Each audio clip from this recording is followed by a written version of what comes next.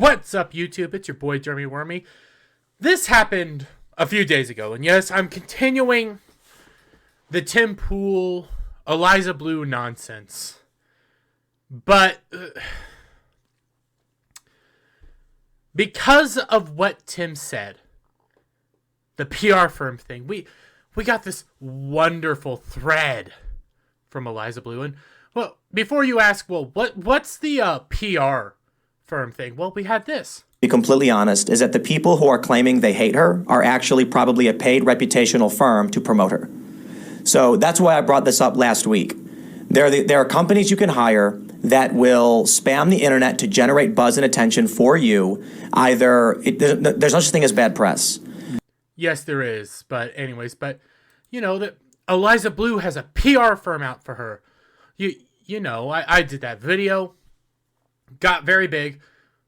Why am I... But this is not solely focusing on Tim Pool. This is me actually focusing on Eliza because she put out a tweet this morning.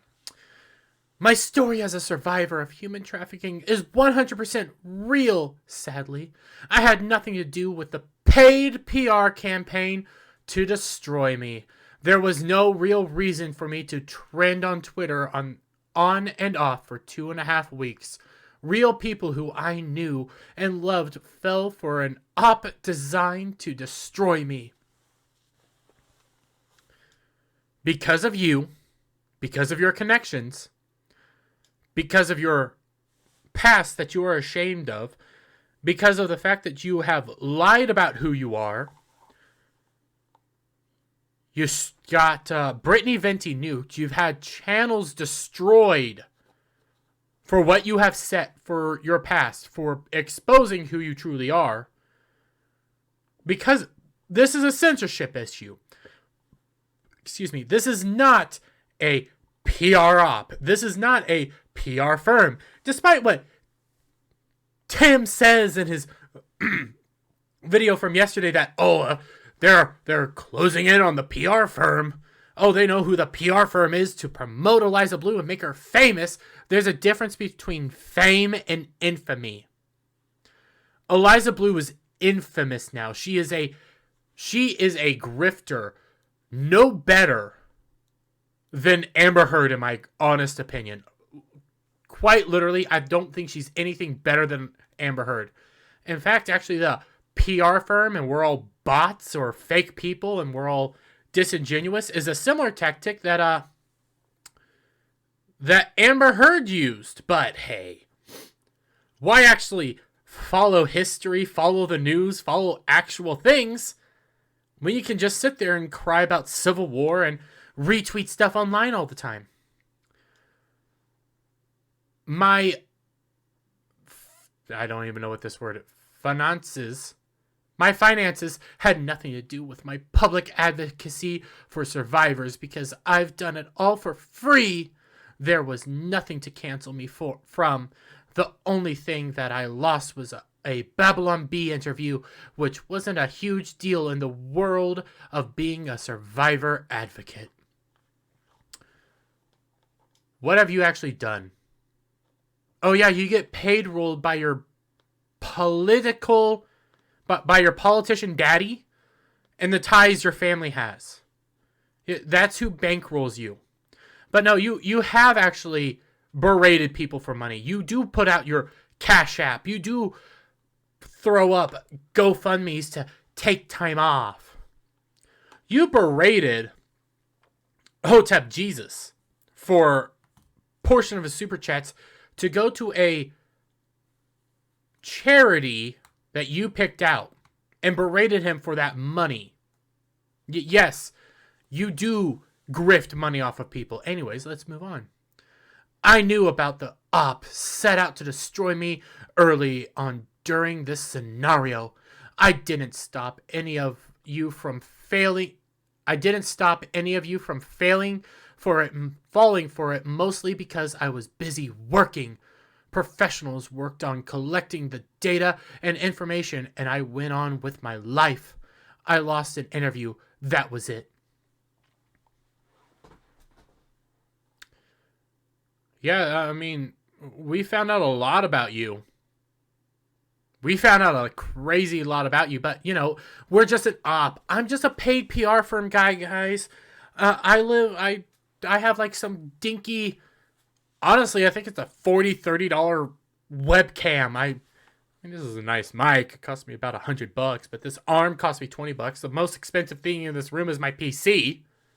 Actually, maybe my monitors. That's about it. Oh, wait, no, I do have a switch back there. But, yeah, a lot of the stuff I use, I've worked for. Gotten up. I'm obviously a paid PR firm guy. That's why I wash and reuse this hoodie almost every day, because it doesn't have any of my descriptive information on it. I wash this hoodie like 5 times a day, but that's besides the point. Why would there be an op against me? Look at it again. Really look at it. I am an ANCAP who fights human trafficking, advocates for Julian Assange, who had a meeting with congressmen begging the FBI and CIA to be brought before a church committee. Oh yes, you advocate for Julian Assange. That's admirable. Again, I'm not uber political, but this has to be done. Yes, you advocate for Julian Assange. How wonderful of you. You got Brittany Venti nuked from Twitter. You got the Quartering nuked from Twitter. Now he's back, but Brittany Venti, as of time of watching this for you, has been nuked from Twitter for the past 20 days. Hasn't come back. The Quartering's back, but that's because Twitter deleted the tweet for him. Camelot's back. Yellow Flash got both his accounts suspended, but no, one of those accounts is run by like reverse Yellow Flash, so that's besides the point. While advocating in public for 2 survivors of Tate, all while having a perceived, not factual, relationship with Elon Musk and Twitter 2.0. Wait, but real quick, they're gonna just throw us under as Tate supporters, even though I think Tate honestly is kind of a scumbag. I think a lot of his views are reprehensible. The only thing that I actually acknowledge about when it comes to Andrew Tate, how he got so famous, is actually very simple. He said dudes aren't monsters, okay? Guys, you're not a monster for just being a guy. That's one of the main things that he did to become so big. He's like the WWE version of, why am I blanking on him? The guy that talks like this, Chaos Beast. God, why am I thinking of it? Lobsters. Man, why am I blanking on his name? Peterson. Jordan Peterson. He's WWE Jordan Peterson, but we're all just gonna be Tate fans if we're against Eliza. And yes, you do have a relationship with Musk and Twitter. You do have a relationship with Twitter 2.0. You're friends with the head of trust and safety. Yes, you do have connections. In December, I announced that I was shifting gears from Twitter's CSE to advocating for the survivors of the UN. What? Okay. Of course, I was someone of interest to destroy. The op will be exposed, so I'm not worried about that. And if you don't believe me as a survivor, I'm not worried about that either. You have never named your 2 survivors because you're afraid of getting sued.